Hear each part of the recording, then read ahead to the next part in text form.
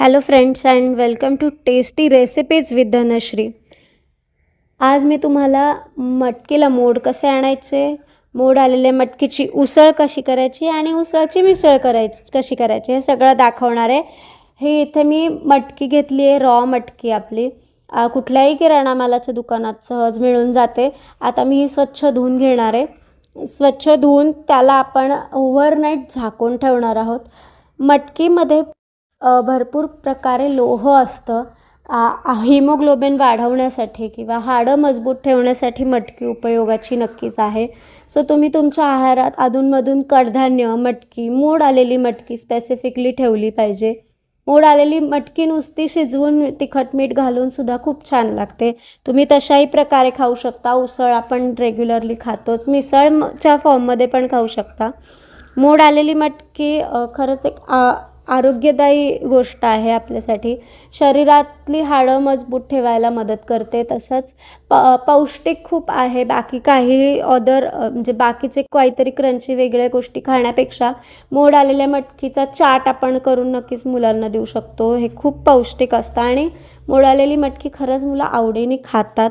त्यामुळे तुम्ही नक्कीच घरी हे मोड आणून केलंत ना की एक छान आपल्याला स्वतःला छान वाटतं की आपण एक वेगळं काहीतरी केलं।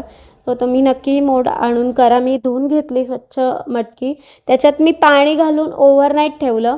त्याच्यानंतर दुसऱ्या दिवशी मी त्याच्यातलं पाणी पूर्णपणे काढून टाकलं आणि 2-1 तास तशीच ठेवली। त्याला फडक्याने गुंडाळतात, बांधून ठेवतात ॲक्च्युली, त्यामुळे मोड छान येतात। पण मी नाही तसं केलं, मी जस्ट त्याला फक्त पाणी सगळं काढून ठेवलं आणि ती ओलसर मटकी तशीच ठेवून दिली आहे बघा। मी ओव्हरनाईट झाकलेली मटकी त्यातलं पाणी काढून ठेवलं होतं आणि त्याच्यानंतर मी बघितली तर ह्याला इतके मस्त मस्त मोड आलेले होते। मोड आल्यामुळे मला ते खूप छान वाटले, छान छान छोटे छोटे मोड आले। माझ्या मुलीला मटकी खूप आवडते, तिने नुसतीच उचलून बऱ्यापैकी मटकी खाल्ली आणि छान असते, पोट भरल्यासारखं वाटतं फायबर असल्यामुळे। मटकीमध्ये भरपूर प्रमाणात फायबर असतं, त्यामुळे नुसती मटकीचं चाट जरी आपण खाल्ला तरी एक चांगला ब्रेकफास्ट होऊ शकतो। बरेच जिमवाले लोक असेच मोड आलेले कडधान्य त्याचा चाट, कांदा टमॅटो असं चाट करून खातात। नुसती कडधान्यसुद्धा मुलं आवडीने खातात आणि त्याच्यामध्ये भरपूर प्रथिने असतात, आपल्याला जी आवश्यक आहेत आपल्याला शरीराला जीवनसत्व, ती सगळी मटकी, मोड, मूग ह्या मोड आलेल्या कडधान्यामधनं मिळतात। सो तुम्ही नक्कीच मटकीचा, मुगाचा, कडधान्यांचा समावेश आपल्या रोजच्या आहारात करायला हवा। मी मटकी कुकरमध्ये आधी 4 ते 5 शिट्ट्या करून शिजवून घेतली होती।